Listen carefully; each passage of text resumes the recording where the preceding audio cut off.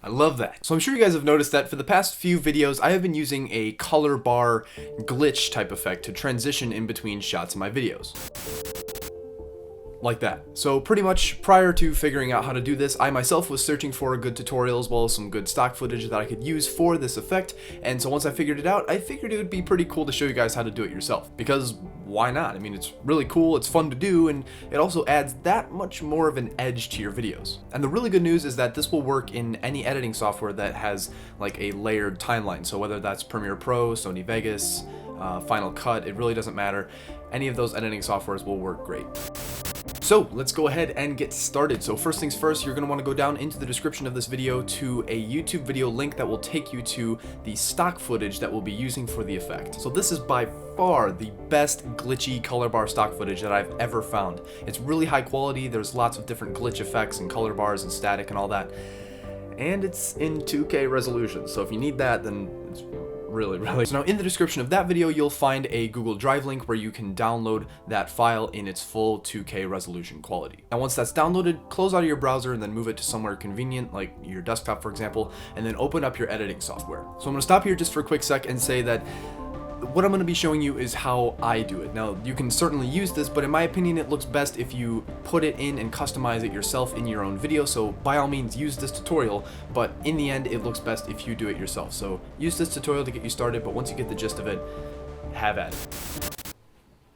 There's so many loud cars around here. All right, so the first thing that you need to do is open up a project and then identify 2 clips that you want to transition in between, and then put roughly a 10 to 15 frame gap in between them. So typically I've been really enjoying using it in between the last shot of the main video and my outro, so that's what I'm going to be doing for the sake of this tutorial. So next, import the color bar clip that we downloaded earlier onto your timeline. So one thing that I've discovered after doing this a few times in my last few videos is that the order of the shots and like the staggering of the shots, I like to call an opacity pattern that I've been using pretty much to the T every single time.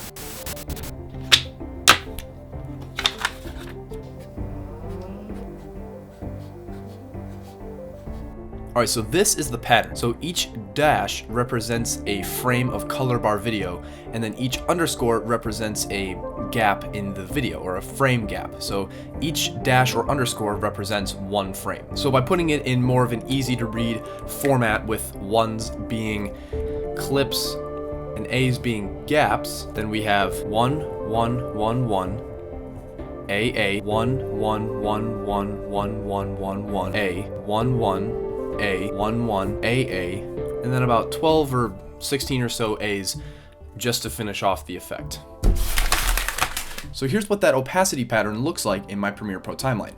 So I have 4 frames of video, followed by a 2-frame gap, and then an 8-frame section, then a single frame gap, and so on, just like the picture. Now one more thing that I like to do in the case of my outro is I like to fade the final section of glitch, as it just kind of helps to wrap everything together, and it helps to fade into the outro nice, because it's a pretty contrasty difference. You have the 1 shot of video and then you have the outro, so I don't know, just adding that fade kind of helps to blend them. But for in-between shots in the main video, I just like to keep the fade out and keep it as choppy as possible, because in my opinion, with this effect, the choppier the better. Alright, so now the last thing that I'll do to complete the effect and make it actually work and look right is putting it in the correct spot relative to the video clips. So typically what I do is I place the first gap over the end of the first clip, so it's as though the first clip is kind of like glitching out, and then the last gap I place over the beginning of the second clip to create the same effect, but in reverse. And so after all of that is done, put it all together and we have this. And thank you guys so much for watching,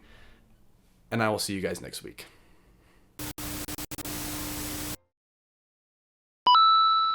So it really is as simple as that. It's really easy to do, but when played back fast, it can appear advanced and it can add that much more flair to your next project. So with that being said, thank you guys so much for watching. If you did enjoy this video, then please be sure to leave a comment down below, and also let me know if you guys do enjoy these kind of tutorials and YouTube video tutorials. I do quite enjoy making them, so if you guys want to see more, then please also be sure to leave a comment down below letting me know, and I'll see you guys next week.